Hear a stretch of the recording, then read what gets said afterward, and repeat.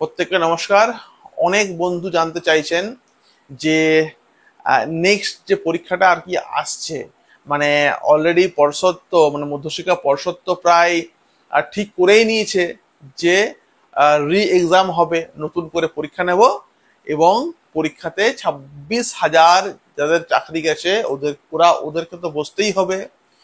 2016 সালে যারা পরীক্ষা দিয়েছিল ওদেরকে বসতেই হচ্ছে। এবং পর্ষদ একটা বিষয়ে মানে কমিশন আর কি, কমিশনকে 3 তারিখেই চিঠি পাঠিয়ে দিয়েছে শিক্ষা দপ্তর যে তুমি তড়িঘড়ি করো এবং তুমি নতুন একটা পরীক্ষার ব্যবস্থা করো।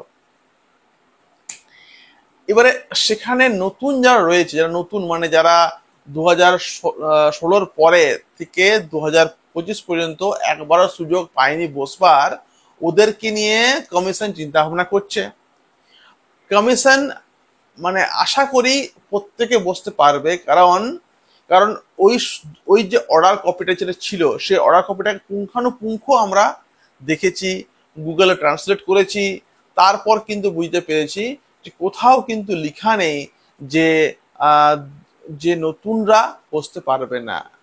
লিখেছে নিউ সিলেকশন প্রসেস, লিখেছে রিক্রুট করো, রিক্রুটমেন্ট, নিউ রিক্রুটমেন্ট ওয়ার্ডটাও কিন্তু ওখানে রয়েছে।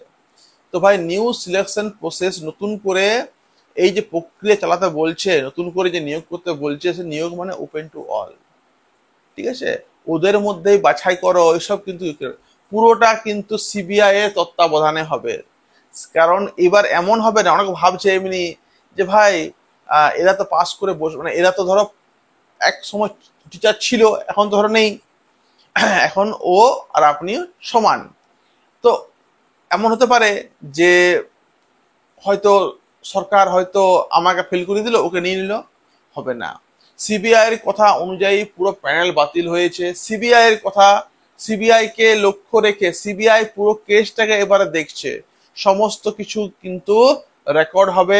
এবার আর ওই ভুলটা হবে না, ওর ওএমআর পুড়িয়ে জ্বালিয়ে দেওয়া হবে না, আপনার ওএমআর ওর ওএমআর থাকবে সুরক্ষিত।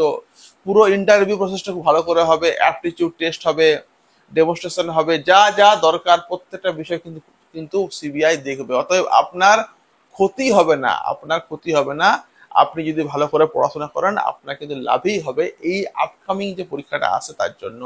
এবং পরীক্ষাটা খুব দ্রুতই হবে। যতই দেখুন খারাপ আমাদেরও লাগছে যে ভাই এদের চাকরি চলে গেল, আহ, অনেক অনেক যোগ্য টিচার রয়েছে কিন্তু কিছু করার নেই না।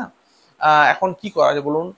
তো সেই যোগ্যদেরকেও কিন্তু আবার নিজেদের যোগ্যতা প্রমাণ করতে হবে। কিন্তু সেটা দেখো একবার কি হয়, অনেকের কিন্তু অনেকের হয়তো বয়স মানে অনেকের ইচ্ছা শক্তি শেষ, অনেকে ঋণে হয়তো জর্জরিত, অনেকের বাড়িতে বুড়ো মা বাবা আছে। তো তো এই সময় আর পরীক্ষা দেওয়ার মানসিকতা কারণ নেই। একটা সময়ের পর কিন্তু পড়াশোনা করতেও ইচ্ছা আর যায় না। তো কিন্তু এই অগ্নি পরীক্ষা প্রত্যেককে পাস করতেই হবে এবং যে পাস করবে তার কিন্তু জব হবে। হ্যাঁ, সিটের ক্ষেত্রে বলবো যদি কমিশন চাই, সরকার চায়, সিট বাড়াতেও পারে। আর সিট ওই যে সিটটা ছিল, যেহেতু নিউ রিক্রুটমেন্ট হবে তাই সিট সংখ্যা বাড়বে, কারণ ওই সিটে কিন্তু পরীক্ষা হবে না। কারণ আগেবার তো সিট কম ছিল, সিটটা তো বাড়িয়ে দেওয়া হয়, মানে ওই সিটটার বাইরে তো টিচার নেওয়া হয়েছে না, আউট অফ প্যানেল যাকে বলি আমরা। তো এবার সিটটা হয়তো হয়তো বাড়বে, কারণ ছেলে মেয়ের সংখ্যাটা বেশি।